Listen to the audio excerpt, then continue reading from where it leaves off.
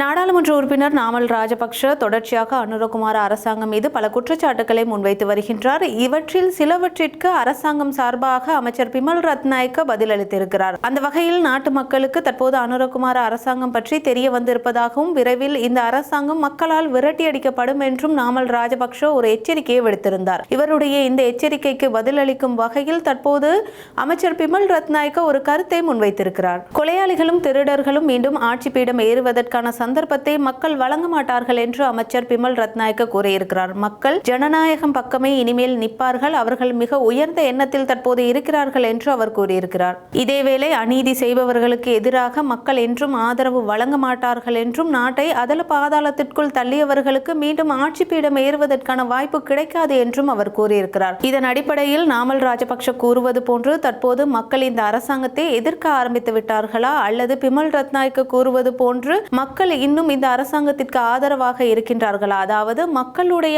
ஆதரவு யாருக்கு என்ற வகையில் தொடர்ச்சியாக இந்த இரு குழுவினருக்கும் இடையில் வாக்குவாதங்கள் இடம்பெற்ற வண்ணமே இருக்கின்றது.